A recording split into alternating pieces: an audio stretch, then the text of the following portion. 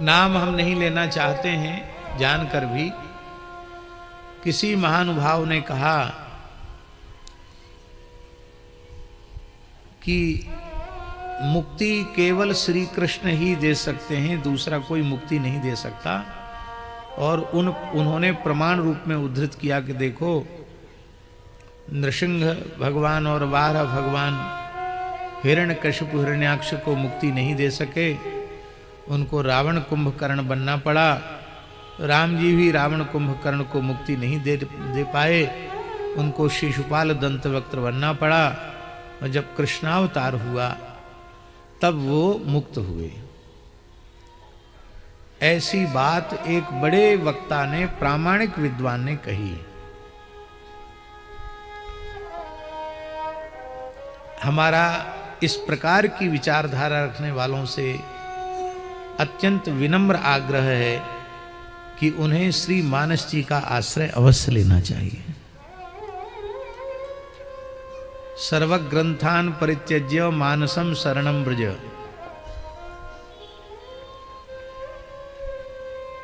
मानस जी का आश्रय लेगा तो उसको कभी कोई संदेह होगा ही नहीं। कितना बढ़िया समाधान गोस्वामी जी ने किया। मुकुत न भये हते भगवाना, तीन जन्म द्विज वचन प्रवाना। एक बात हम और आपको कह दें, जीव के कल्याण में दो चीजें सबसे अधिक बाधक हैं। एक भगवद अपराध और दूसरा भागवत अपराध। भागवत अपराध के संबंध में कल हमने चर्चा की थी। भगवत अपराध और भागवत अपराध कैसे लगते हैं? भगवत स्वरूपों में भेद करने से भगवत अपराध होता है। आपका सांप्रदायिक जो आग्रह है वो आपके अपने स्थान पर है, पर यदि मूल वैदिक सनातन आर्ष सिद्धांत का हम विचार करेंगे और उस आर्ष सिद्धांत का विचार करने में व्यास वाल्मीकि को छोड़कर दूसरी गति नहीं है, उनके आश्रय में यदि हम चिंतन विचार करेंगे तो राम कृष्ण नारायण में भेद मानने से काम चलेगा नहीं। अपराध ही अपराध लगेंगे, कुछ हासिल नहीं हो, कुछ प्राप्त नहीं हो। किसी भगवत स्वरूप में भेद बुद्धि नहीं करना।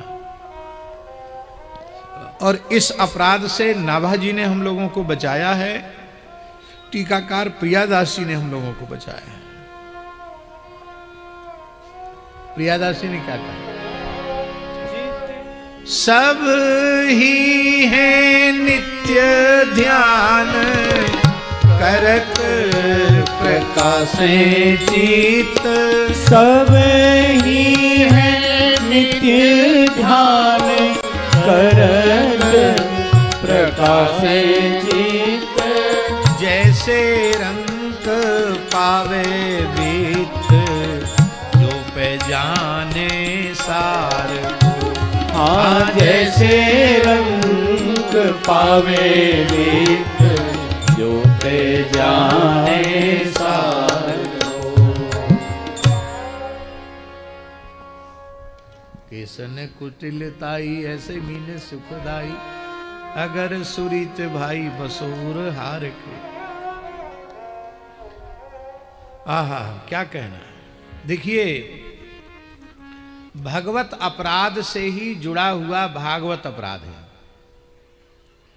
यह बात बड़ी बारीक और सूक्ष्म बात है। आप श्री राम जी के अनन्य उपासक हैं। श्री राम जी के प्रति आपका परत्व भाव है, पर जैसा भाव श्री राम जी के प्रति है वैसा भाव श्री कृष्ण के प्रति नहीं है और श्रीमन नारायण के प्रति नहीं है, तो कहीं न कहीं आपकी वाणी से स्खलन जरूर होगा और श्री कृष्ण के प्रति कोई न कोई हल्की बात निकल जाएगी। श्री हरि के प्रति कोई न कोई हल्की बात निकल जाएगी मुझसे। क्यों? अंतःकरण वह वाणी के माध्यम से ही अभिव्यक्त होता है। आपके भीतर क्या चल रहा है आपकी वाणी से ही तो पता चलेगा। बात पहले मन बुद्धि में आती है, फिर वाणी में आती है, क्रिया में बहुत पीछे आती है। जो श्रोता दिखाई पड़ रहे हैं इतने ही श्रोता नहीं हैं।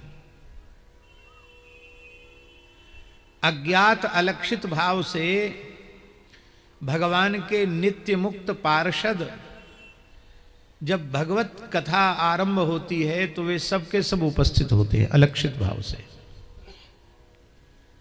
गूढ़ रूपेण संस्थिताः।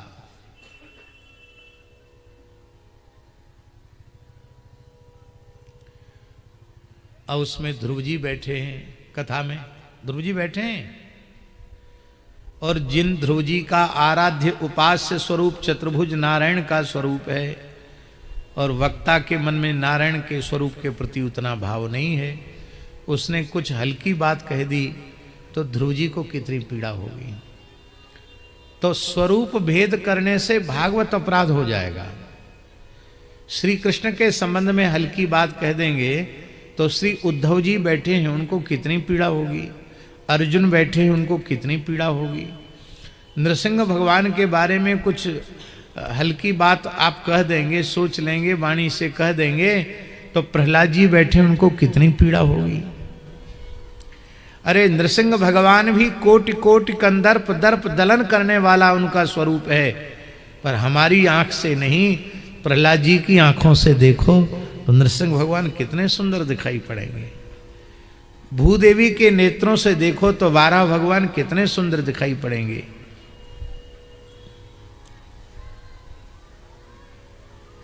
मनु जी के नेत्रों से देखो तो मत्स्य भगवान कितने सुंदर दिखाई पड़ेंगे।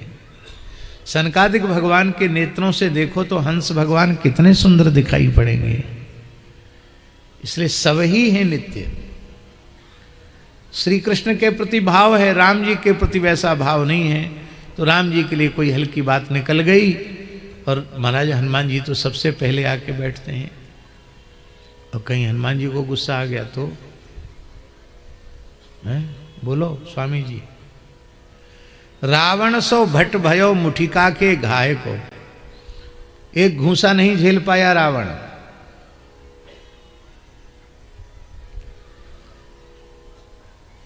क्रोध तो आया हनुमान जी को, घूंसा तो जमाया रावण को, लेकिन जमाते जमाते जैसी छाती के पास घूंसा पहुंचा तो हनुमान जी थोड़े ढीले हो गए, खुद ही अपने संकल्प को थोड़ा शिथिल कर दिया। क्यों? ये एक ही घूंसे से मर जाएगा तो फिर स्वामी की कीर्ति कैसे उजागर होगी। वह सेवक सेवक नहीं जो स्वामी की कीर्ति को उजागर न करे। श्री राम जी के हाथों रावण का उद्धार हो, इसी में राम जी का यश है। इसलिए यह जानकर हनुमान जी ने प्रहार थोड़ा ढीला कर दिया, हल्का कर दिया, नहीं तो एक घूंसे का नहीं था रावण हनुमान जी के। क्योंकि हनुमान जी स्वयं घोषणा कर रहे हैं, न रावण सहस्रम में युद्धे प्रतिबलम भवेत् शिलाभिश्च प्रहरतः पादपैश्च सहस्रशः। घोषणा कर रहे हैं हनुमान जी, अरे एक रावण की क्या चले, हजारों रावण भी युद्ध में मेरा मुकाबला नहीं कर सकते। कान खोलकर सुन लो। अर्दयित्वा पुरीं लंकाम अभिवाद्य च मैथिलीं समृद्धार्थो गमिष्यामि मिषताम सर्वरक्षसाम। इसलिए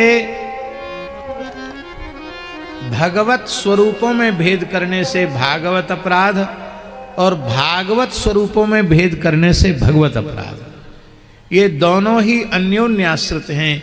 इसलिए श्रुति सिद्धांत, संतों का सिद्धांत यही है कि न तो भगवत स्वरूपों में भेद करो, न भगवत स्वरूप के उपासकों में भेद करो।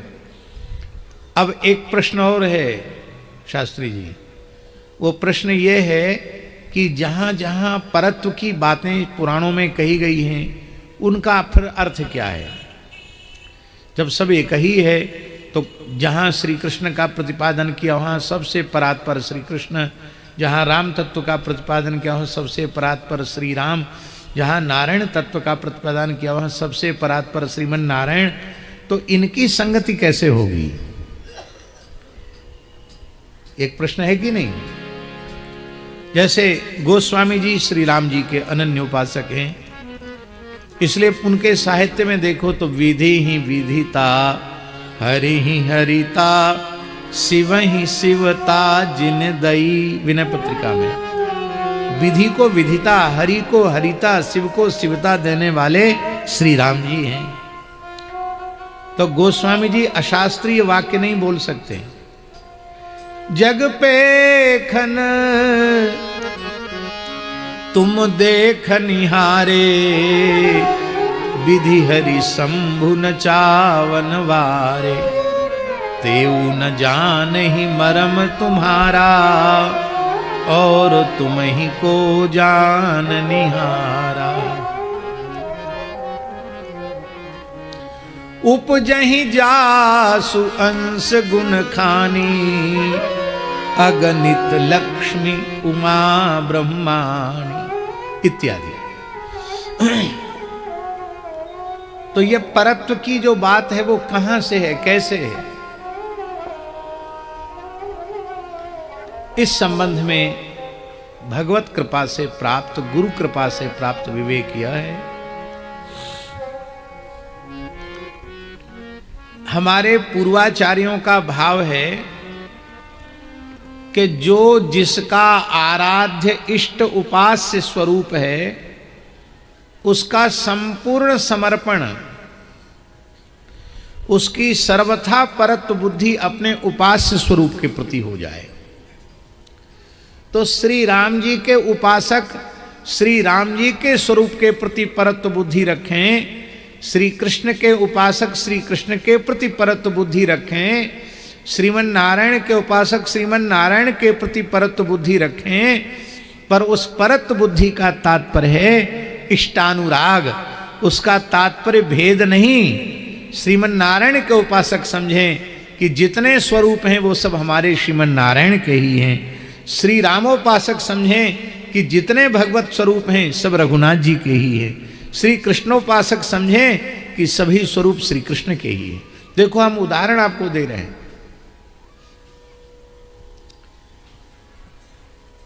श्रीमद् भागवत 10वें स्कंध में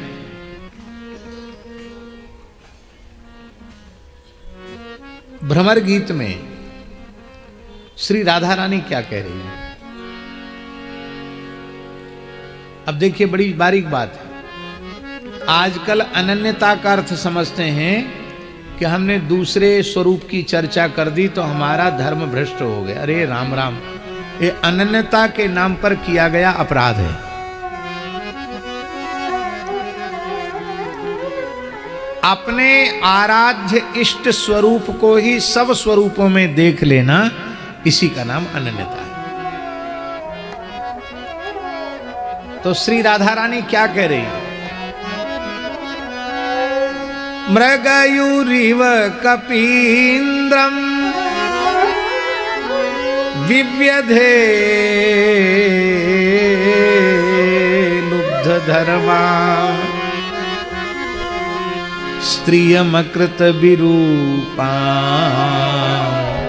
स्त्रीजितः कामयाना,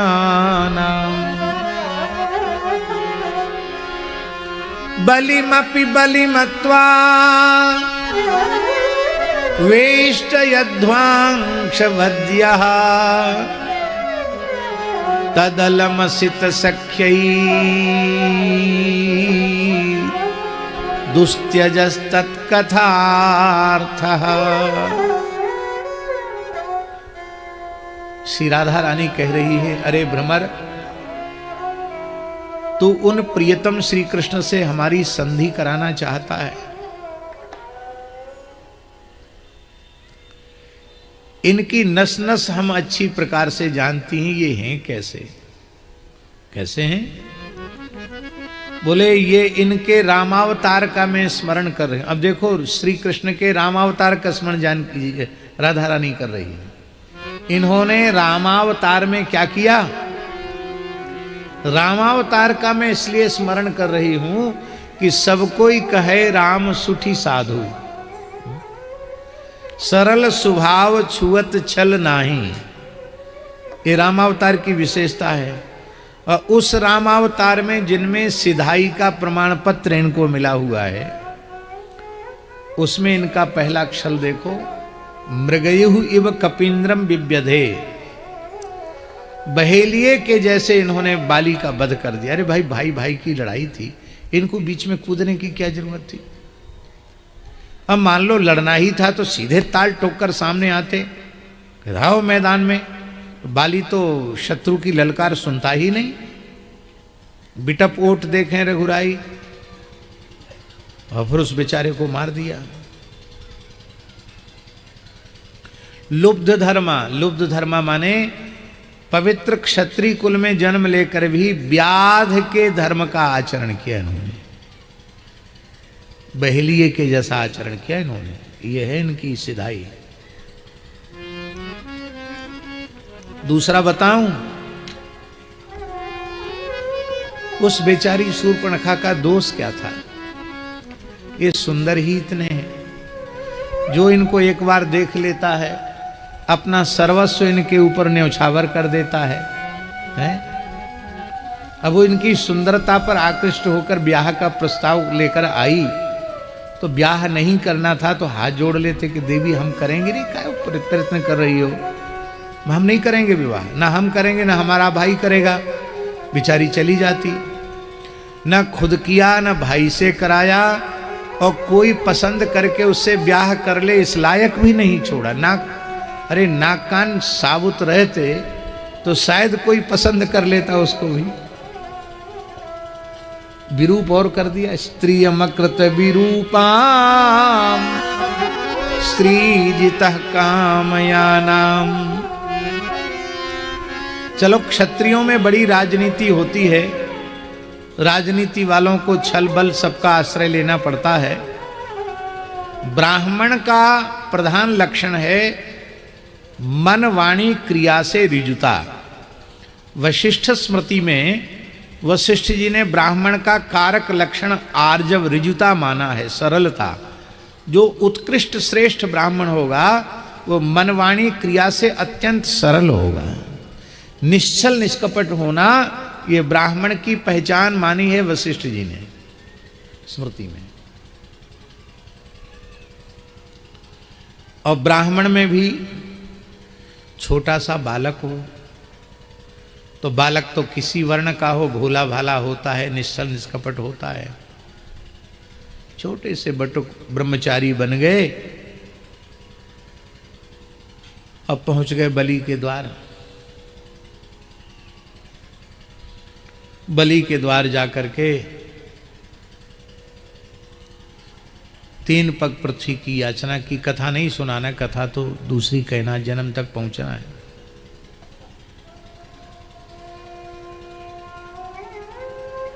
उस बेचारे ने चरण धोए, अर्घपाद्य मधुपर्क आदि निवेदित किया और कहा अद्य में सफलम जन्म, आज हमारा जन्म सफल हो गया, हमारा कुल पवित्र हो गया।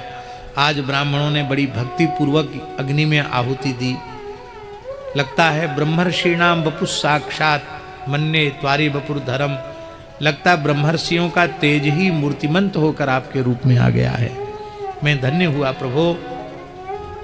लगता है कुछ लेने की इच्छा से आप आए। आप जो मांगो सो देंगे। भगवान बोले कि तो आपके कुल खानदान की विशेषता है। कंजूस तो आपके परिवार में कोई पैदा ही नहीं हुआ, जो मांगा वो उतने से अधिक दिया। हे महाराज बलि, आपके पिता विरोचन उन्होंने यह जानते हुए कि यह ब्राह्मण नहीं देवराज इंद्र है, मस्तक मांगा तो मस्तक काट करके दे दिया। मृत्यु का वर्ण कर लिया पर ब्राह्मण को निराश नहीं किया। और प्रहलाद जी, आपके बाबा प्रहलाद जी, अरे महाराज प्रहलाद जी के बारे में तो कहूं मैं क्या, ये भगवान के वचन है। प्रहलाद उद्भाट उद्भवाति यथोडुपः खे। जैसे आकाश में पूर्ण चंद्र की शोभा होती है, ऐसी भक्त अनंत आकाश में भक्त रूपी नक्षत्रों के बीच में श्री प्रहलाद जी को भगवान अपने मुखारविंद से चंद्रमा कह रहे हैं, पूर्ण चंद्र कह रहे हैं। नक्षत्र, अनंत नक्षत्र राशि के बीच में जैसे पूर्ण चंद्र की शोभा होती है, शरद पूर्ण चंद्र की शोभा होती है, ऐसे ही अनंत भक्तों में प्रहलाद जी की महिमा तो पूर्ण चंद्र के समान है। और आपके परबाबा हिरण्यकशिपु हिरण्याक्ष, क्या कहना महाराज, भगवान ने छल का आश्रय लेकर उनको मारा, नहीं तो बड़ा मुश्किल था उनको मारना।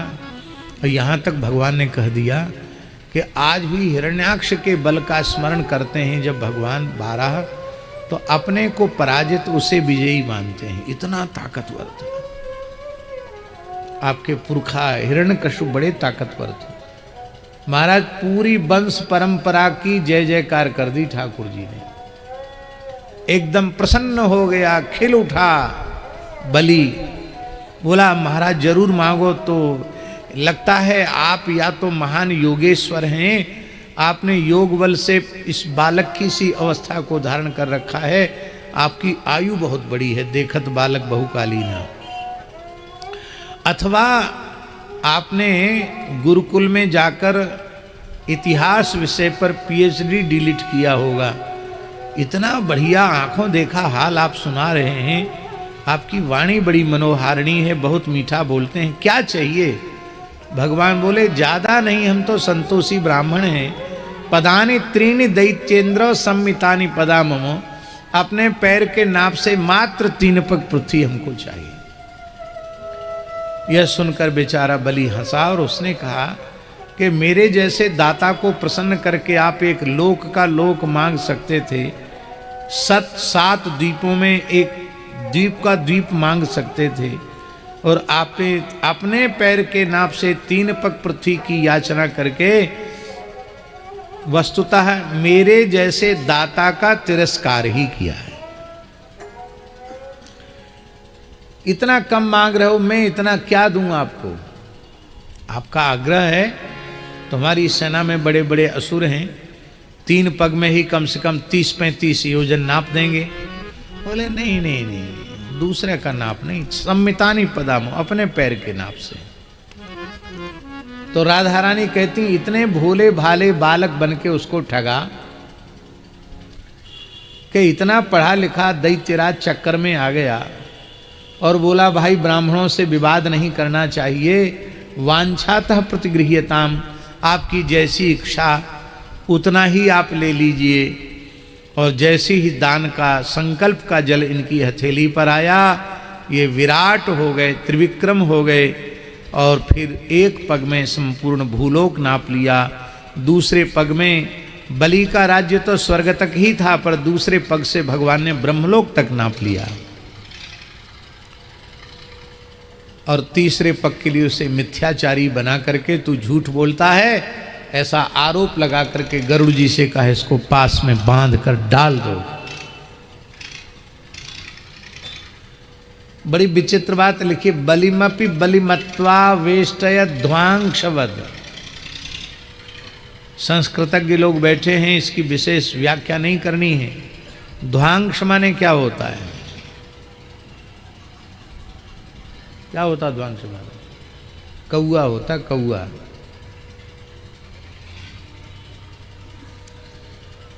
कौए को जो बलिभुक होता है, कौआ, पितरों को तृप्त करने के लिए काक बलि दी जाती है। कौआ कई बार उसी के सिर पर टोल मार देता है, उन्हीं का खाया उन्हीं के ऊपर टोल मारी। ध्वांशवद। ये बाहर भीतर दोनों से ही काले हैं, केवल बाहर से ही काले नहीं, भीतर से भी काले हैं। तत् अलम असित सख्य ही।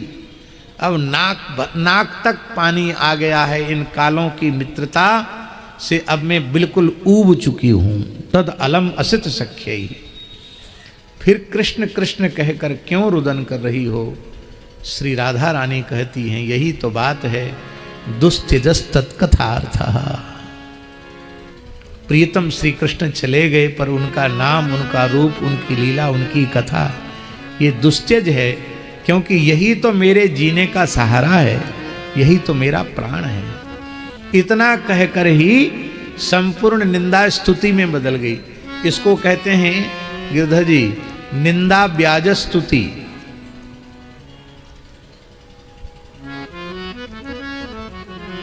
निंदा नहीं है, ये कहने में लगती है निंदा, पर वो वस्तुतः स्तुति है। और हम लोग बड़े भाग्यशाली हैं। वामन भगवान का स्मरण यहाँ इसलिए भी उचित है क्योंकि वामन भगवान के अवतार की भूमि है बक्सर। पुराण के प्रमाण के अनुसार तो है ही, इस वर्तमान युग के महान मनीषी पूज्यपाद धर्म सम्राट स्वामी करपात्री जी महाराज भी इस बात को मानते थे कि दशावतारों में वामन अवतार की प्रादुर्भाव भूमि बक्सर है। और वामनेश्वर का करपात्री जी ने पूजन भी किया था। और पूज्य श्री डोंगरे जी महाराज भी वामन भगवान की अवतार भूमि बक्सर को मानते थे।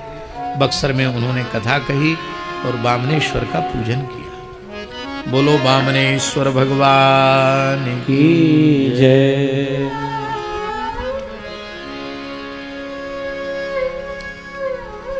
तो अब देखिए, हम इस अंश में इसका स्मरण कर रहे थे कि रामावतार की लीला और वामन अवतार की लीला, दो दो लीलाओं का राधा रानी स्मरण कर रही हैं। लेकिन वामन रूप में प्रकट होने वाले भी श्री कृष्ण हैं और श्री राम रूप में प्रकट होने वाले भी श्री कृष्ण। इसको अनन्यता कहते हैं। दूसरा एक उदाहरण हम आपको दें, ये तो और प्रत्यक्ष उदाहरण है। कृष्णावतार की लीला में स्यमंतक मणि के प्रकरण में भगवान का जामवंत जी से युद्ध हुआ। 27 दिन 27 रात तक युद्ध चला। 28वें दिन भगवान ने ऐसा कसकर घूंसा जमाया कि एक घूंसे में ही जामवंत जी महाराज की नस नस ढीली हो गई, उनके मुख से रक्त आ गया और उनको मूर्छा आ गई। एक घड़ी माने 24 मिनट की मूर्छा आ गई उनको।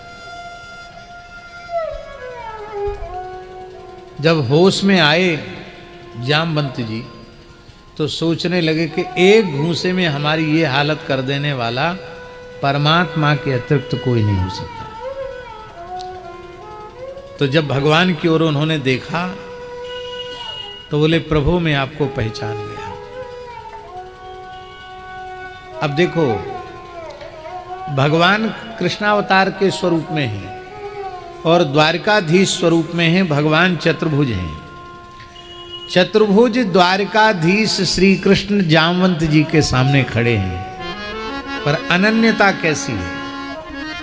बोले, प्रभु मैं आपको पहचान गया। भगवान बोले, क्या पहचाने? यस्येष दुत्कलित रोष कटाक्ष मोक्षै वर्त्मादिशत क्षुभित नक्रतिमिंगलोब्धि सेतुः कृतः स्वयस उज्ज्वलिता च लंका रक्षशिरांसि भुवि पेतुर्षुक्ष्यतानि। हे प्रभु, आप मेरे आराध्य श्री राम हैं। आपने तनिक भ्रुकुटी टेढ़ी कर दी तो समुद्रों का जल खोलने लग गया था। समुद्र का जल खोलने लग गया था। आपने समुद्र पर सेतु का निर्माण किया और आपके रोष से लंका दग्ध हो गई। आपके अमोघ बाणों से राक्षसों के रावण के मुंड सिर कट कट करके गिरने लगे। वही लंका में रण पराक्रम करने वाले मेरे आराध्य प्रभु श्री राम हैं। मैं आपको पहचान गया।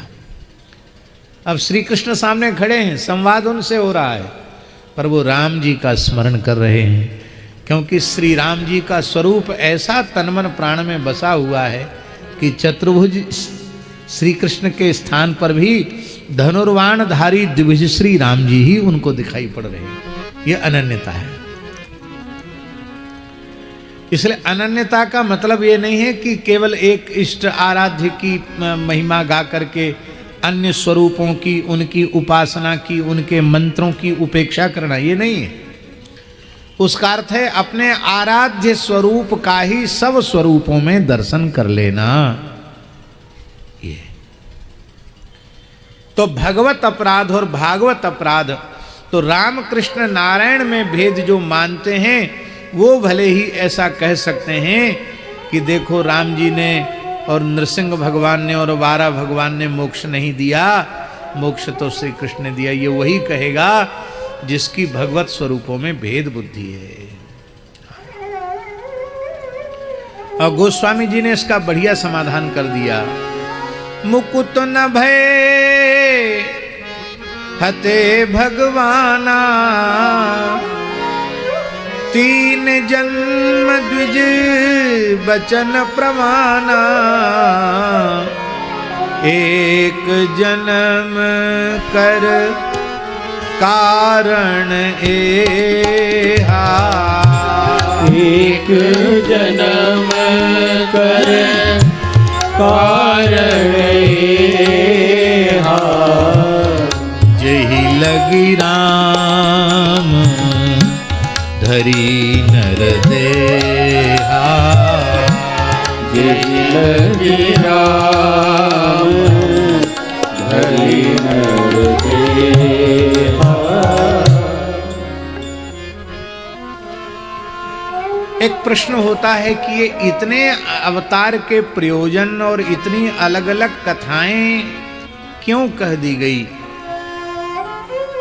उसका समाधान भगवान व्यास ने किया है।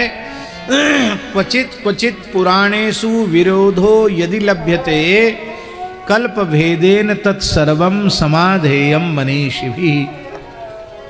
कथाओं में भेद यदि समझ में आवे तो उनको भेद के रूप में नहीं समझना, कल्प भेद से उसका समाधान कर लेना चाहिए।